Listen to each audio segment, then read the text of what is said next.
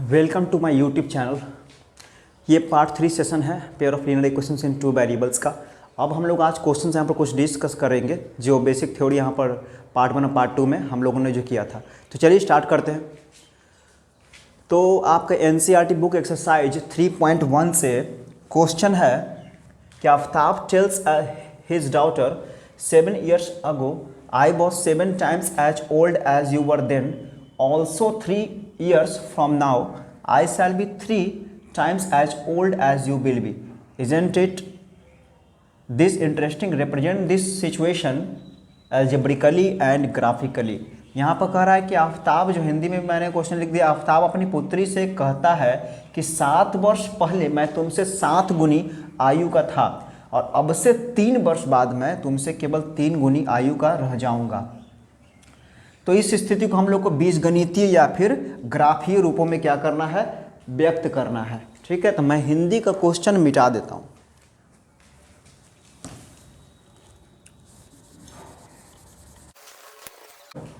तो सबसे पहले हम लोग यहां पर क्या करेंगे, मान लेंगे आयु क्या क्या है। लेट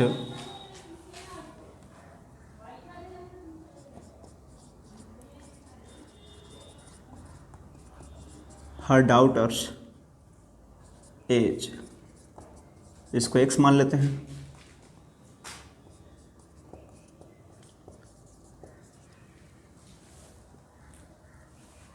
और आफ्ताब का आयु कितना हो जाएगा, आफ्ताब्स आयु लिख देते हैं, Aftab's age is equal to y। ठीक है, तो Aftab tells his daughter 7 years ago I was 7 times as old as you were then। तो यहाँ पर 7 साल पहले यहाँ पर कितना बोला जा रहा है, यहाँ पर also I was 7 times as old as you were then, 7 साल पहले।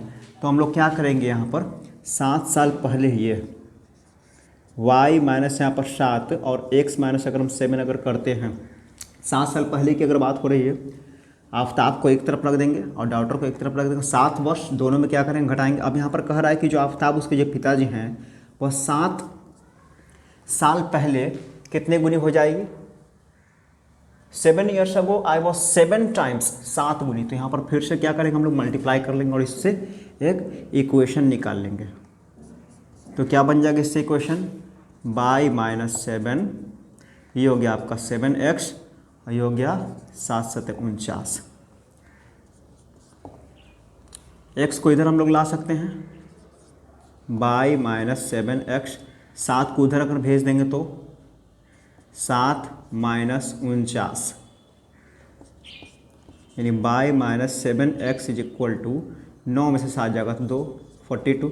तो एक प्रकार से ये मेरा एक इक्वेशन बन गया। ठीक है, और दूसरा इक्वेशन यहाँ पर कह रहा है कि आज से 3 साल बाद, also 3 years from now I shall be 3 times, यानी 7 साल पहले क्या इतना 7 गुनी हो जाएगी, लेकिन 3 साल बाद 3 गुनी। तो यहाँ पर फिर से हम क्या करेंगे, इस बार जोड़ेंगे क्योंकि 3 साल बाद कह रहा है, x प्लस 3 years। फिर से हम क्या यहाँ पर करेंगे क्योंकि ये 3 गुनी उसके पिताजी हो जाते हैं 3 साल बाद। तो फिर से y प्लस 3, इस तरह से हम लोग करेंगे 3x और प्लस 3 तिहाई 9, इसको इधर ले आएंगे y माइनस 3x, 3 को उधर भेज देंगे, 9 माइनस यहाँ पर 3। तो इस प्रकार से मेरा इक्वेशन क्या बन जाएगा, y माइनस 3x बराबर 9 में से 3 जाएगा 6, y माइनस 3x बराबर 6। तो यहाँ पर कह रहा है इसको बीजगणितीय रूप में दिखाएं, यानी कि अलजेब्रिकली दिखाना इस सिचुएशन को। यहाँ पर ए है, स्पेलिंग सुधार लीजिएगा आप लोग। तो इस तरीके से हम लोग यहाँ पर देख रहे हैं कि 2 इक्वेशन हम लोग को मिल गया। तो ये हो गया अलजेब्रिकली दिखाना। अलजेब्रिकली तो हम लोगों ने यहाँ पर दिखा दिया। अब इसका अगर हम लोग को ग्राफ अगर खींचना हो तो दोनों का कम से कम आपको 2 पॉइंट निकालना पड़ेगा हल करने के लिए, 2 सॉल्यूशन यहाँ पर निकालना है ताकि ये ग्राफ खींचा जा सकता है यहाँ पर। ठीक है, तो यहाँ पर मैं क्या करता हूँ, ऊपर वाला मिटा देता हूँ। सबसे पहले हम लोग यहाँ पर करेंगे इस इक्वेशन का, पहला इक्वेशन का और दूसरे इक्वेशन का, y माइनस 7x बराबर माइनस 42 और दूसरा है आपका y माइनस 3x बराबर 6, 2 इक्वेशन है। तो दोनों का कम से कम 2 हल आपको निकालना पड़ेगा, और हल इस तरीके से निकालना है ताकि आपको ईजी सॉल्व हो जाए,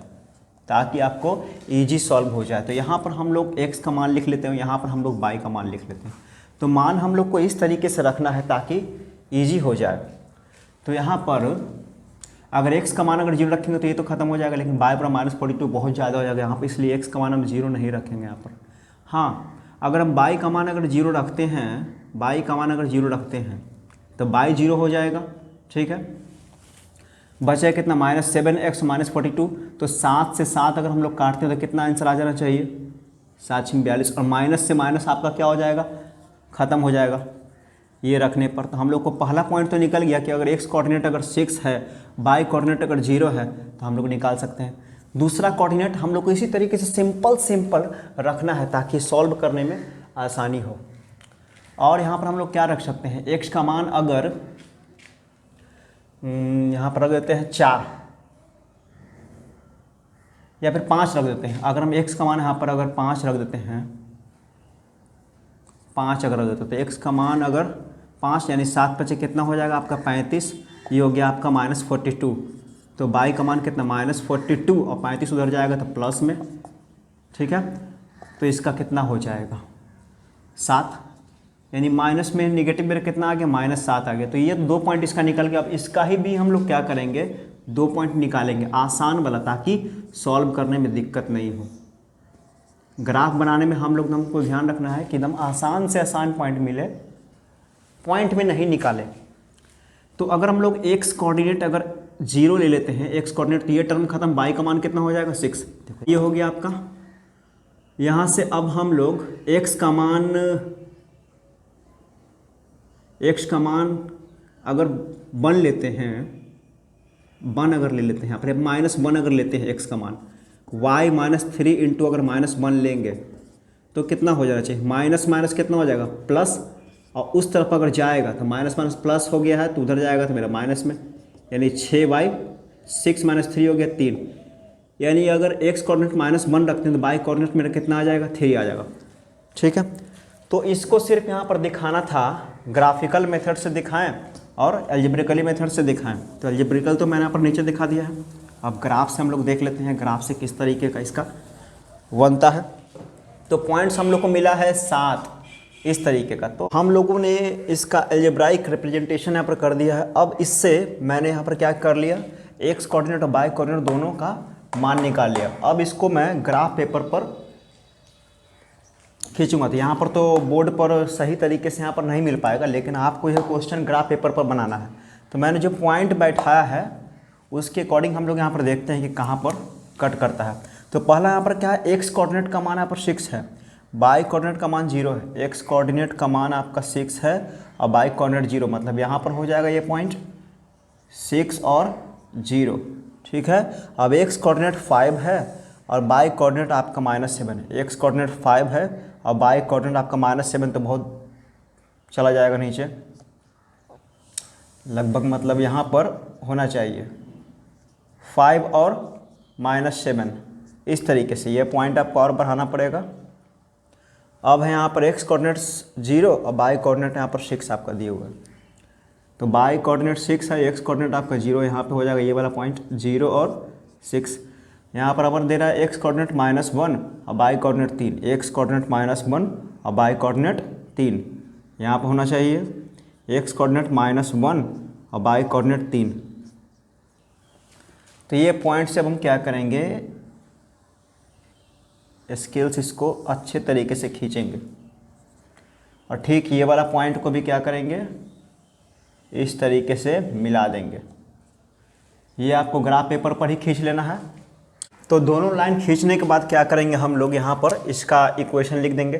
तो पहले वाले इक्वेशन का यहाँ पर मैं समीकरण लिख देता हूँ -42।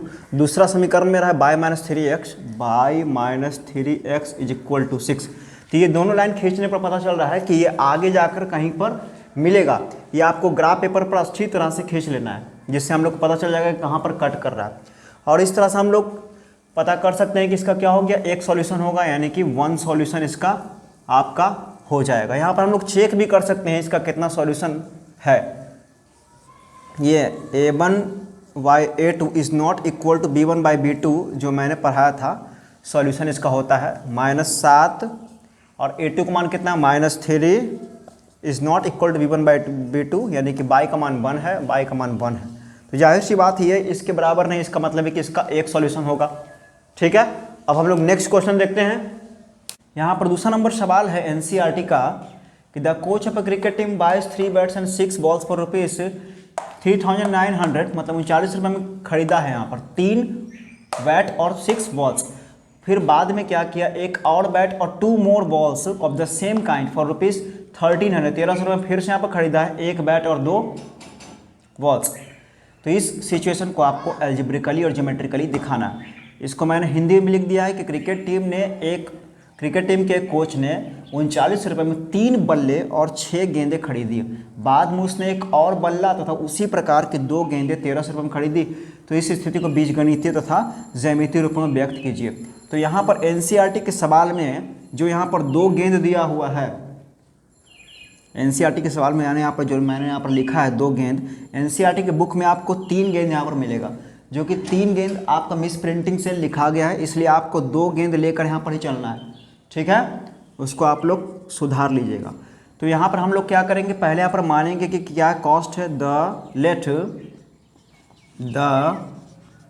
कॉस्ट ऑफ 1 बैट का मूल्य मान लेते हैं कितना रुपीस है, 100 रुपीस है। ठीक है, और the cost of 1 ball is equal to कितना मान लेते हैं, 22 रुपीस मान लेते हैं। तो यहाँ पर क्या कह रहा है कि 3 बल्ले और 6 गेंद का मूल्य कितना, 39 रुपया है। तो एक बल्ले का दाम कितना, 100 रुपीस है, यानी कि 3x लिख सकते हैं। ठीक है, और 6 बॉल्स है तो एक बॉल का दाम कितना, 22 रुपया है। यहाँ पर क्या लिख सकते हैं, 6y इज इक्वल टू 3900 रुपया।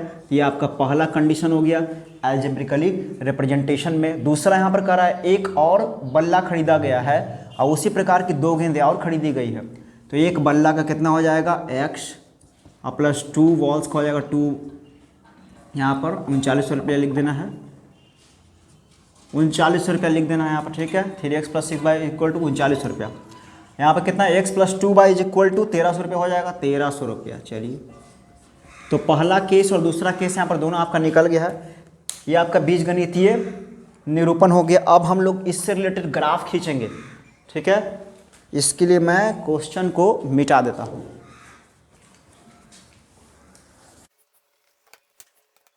इक्वेशन को मैं ऊपर लिख ले रहा हूँ यहाँ पर,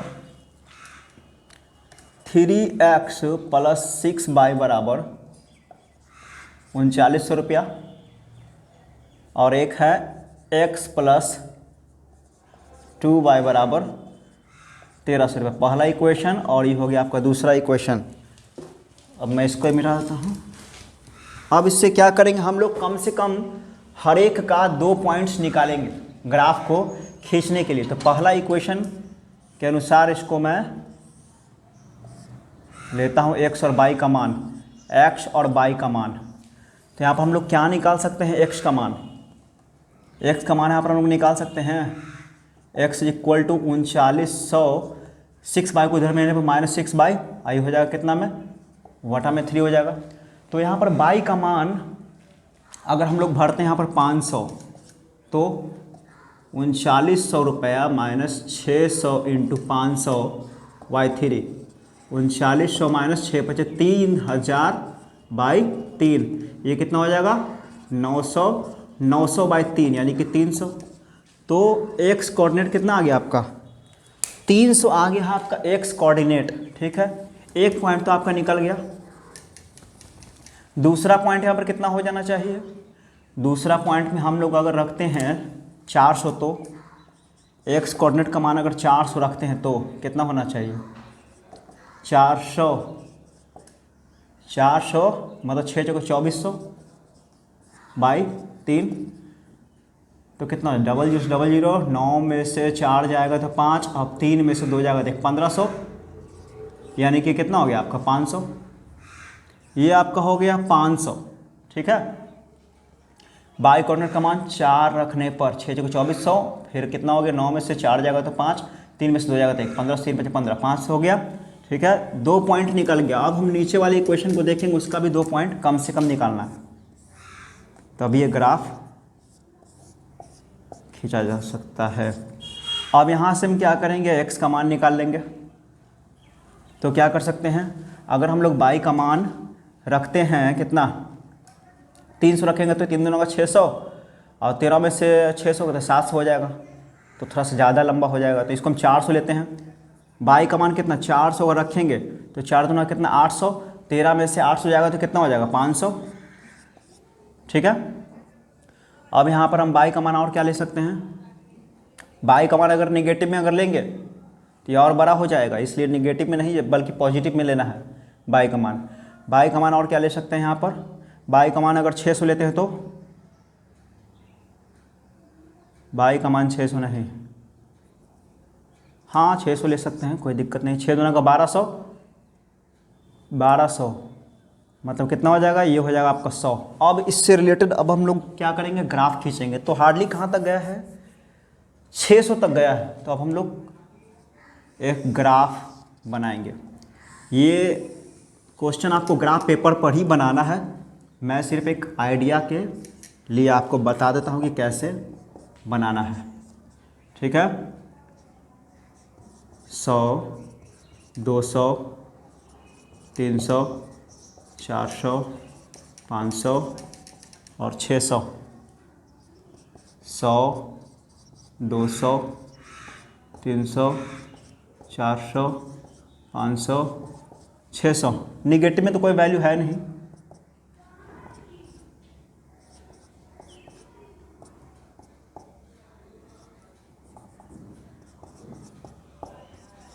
निगेटिव में दिखाने की ज़रूरत नहीं।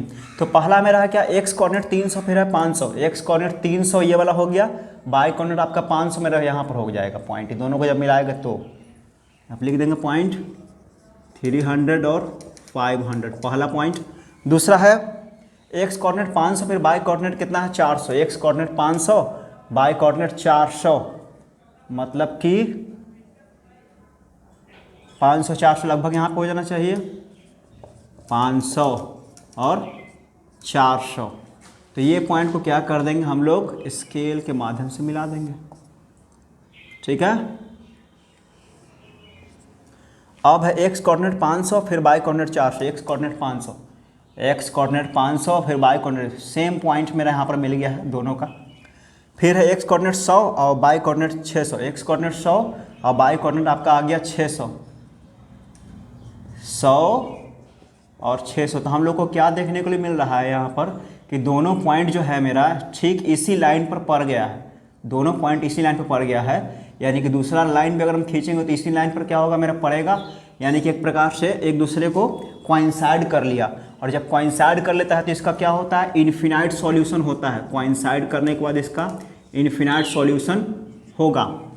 हम लोग अनुपात देख के ही पता लगा सकते हैं, 3/1, 6/2 और 3900/1300, तो कितना हो जाएगा 2 तिहाई 6, डबल 3 तिहाई 39, यानी कि 3/1, 3/1 और 3/1 तीनों में आ गया है सेम। इसका मतलब है इसका इन्फिनाइट सॉल्यूशन होगा। रेखा क्या हो जाएगा, समपाती रेखाएं होंगी, यानी कि कोइंसाइड कर रहा है एक प्रकार से। ठीक है, तो इस क्वेश्चन को आपको ग्राफ पर अच्छे तरीके से बना लेना है। नेक्स्ट क्वेश्चन देखते हैं। तीसरा नंबर क्वेश्चन है, the cost of 2 kilogram apples and 1 kilogram grapes on a day was found to be ₹160।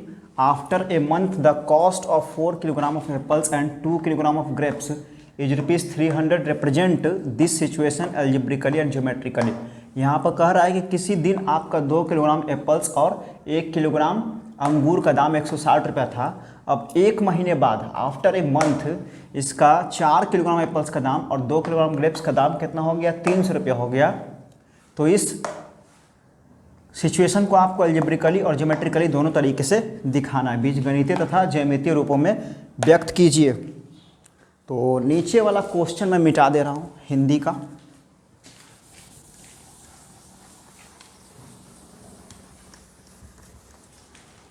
तो यहाँ पर हम लोग क्या मान सकते हैं, let the cost of 1 kilogram apples. 1 kilogram apples का अगर दाम मान लेते हैं अगर 100 रुपया अगर है, और the cost of 1 kilogram grapes अगर बाई मान लेते हैं, तो इसका एल्जेब्रिकली रिप्रेजेंटेशन किस तरीके से हो जाएगा? एल्जेब्रिकली रिप्रेजेंटेशन इज क्या होना चाहिए? 1 किलोग्राम का दाम 100 रुपया और 1 किलोग्राम ग्रेप्स का दाम कितना? 22 रुपया। तो यहाँ पर कितना कह रहा है? 2 किलोग्राम एप्पल्स, यानी कि 2x हो जाएगा, 2x और प्लस 1 किलोग्राम ग्रेप्स यानी कि बाई इज इक्वल टू आपका कितना बता रहा है? 160 रुपीज़। तो ये आपका हो गया पहला इक्वेशन एल्जेब्रिकली मेथड से। अब दूसरा यहाँ पर क्या कर रहा है? 1 महीने बाद 4 किलोग्राम एप्पल और 2 किलोग्राम एप्पल्स यानी कि 4x और plus 2 y is equal to कितना हो गया? 300। तो इसका एल्जेब्रिकली रिप्रेजेंटेशन आपका हो गया 2x plus y is equal to 160 और 4x plus 2 y is equal to 300। ठीक है, अब इन दोनों इक्वेशन को अब हम लोग ऊपर लिख कर इसका ग्राफीय रिप्रेजेंटेशन करेंगे। ठीक है, तो मैं ऊपर वाला क्वेश्चन मिटा देता हूँ।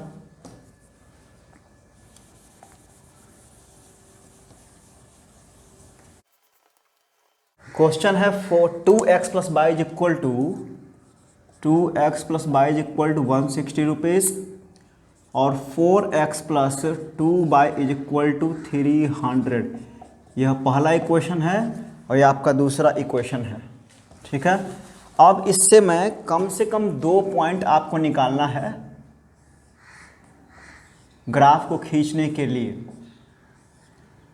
x और y का मान। तो यहाँ पर x का मान अगर हम लोग 50 रख देते हैं तो ये होता कितना हो जाएगा? 50 दूना का 100 और 160 में से जब ये इधर आ जाएगा तो 160 में से अगर हम 100 घटाएंगे तो कितना आना चाहिए?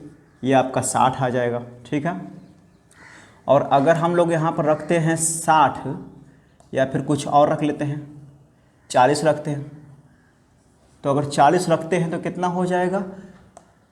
y is equal to 160 minus अगर 40 है 4 दूना काट 80, यानी कि मेरा कितना आ जाएगा? यहाँ पर 80 आ जाना चाहिए। ठीक है, दूसरा पॉइंट मेरा आ गया 40 और 80। अब इसका हम लोग निकाल लेंगे। यहाँ पे क्या निकाल सकते हैं? बाई का मान 300 माइनस 4x y 2, यहाँ पर निकाल लेंगे दूसरा पॉइंट।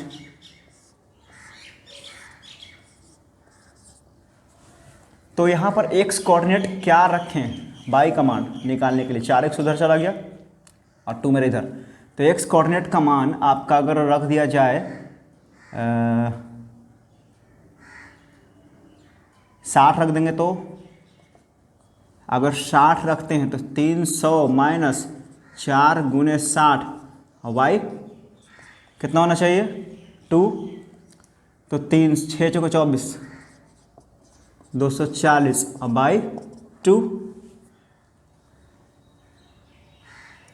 ठीक है, ये हो गया 60, मतलब कि आपका आ गया 30 यहाँ पर। और यहाँ पर x का मान पर क्या रख सकते हैं? x का मान और आपका यहाँ पर अगर लेते हैं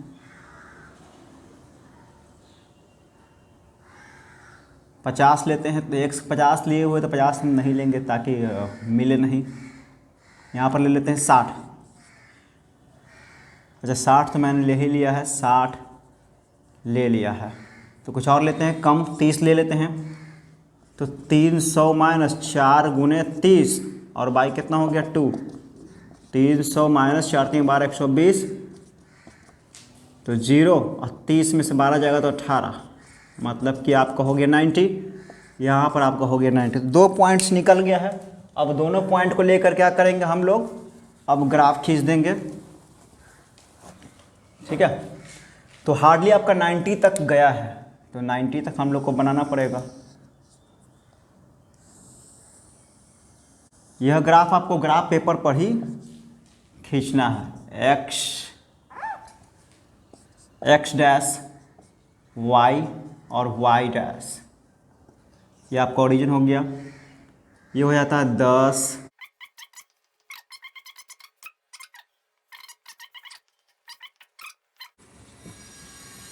तो यहाँ पर कह रहा है कि पहला है इक्वेशन में एक्स कोऑर्डिनेट आपका 50 है और वाई कोऑर्डिनेट आपका 60 है। 50 और 60 के अकॉर्डिंग आपका पॉइंट कहाँ पे आना चाहिए, 50 और 60 यहाँ पे आना चाहिए लगभग 50 और 60 मैंने ले लिया। फिर क्या है, एक्स कोऑर्डिनेट आपका 40 है और वाई कोऑर्डिनेट कितना 80 है। 40 और 80 मतलब यहाँ पर 40 और 80। फिर क्या करेंगे, दोनों पॉइंट्स को इस तरीके से मिला देंगे, ठीक है। अब कर रहा है एक्स कोऑर्डिनेट 60 और वाई कोऑर्डिनेट 30। तो ये पहला इक्वेशन का यहाँ पर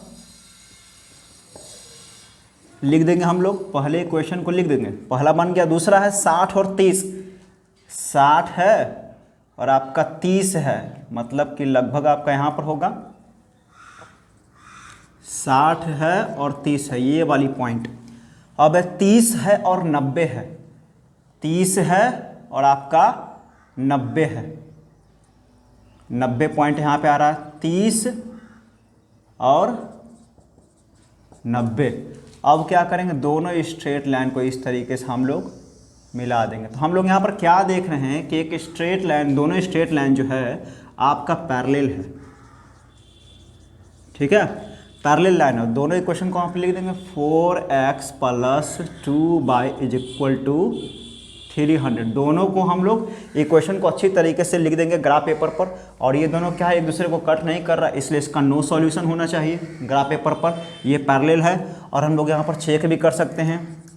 2/4 अनुपात निकाल कर 1/2 इज़ नॉट इक्वल टू 160/300। और हम लोग जानते हैं कि A1 Y(A2) B1/B2 is not equal to C1 मेरा C2 होता है। इसको काटने पर बराबर नहीं आ रहा है, ये दोनों बराबर है और ये बराबर नहीं, इसका मतलब है कि ये पैरेलल है, ठीक है। अब हम लोग मिलेंगे इसके नेक्स्ट पार्ट में, और अब तक मेरे साथ बने रहने के लिए आपका बहुत बहुत धन्यवाद।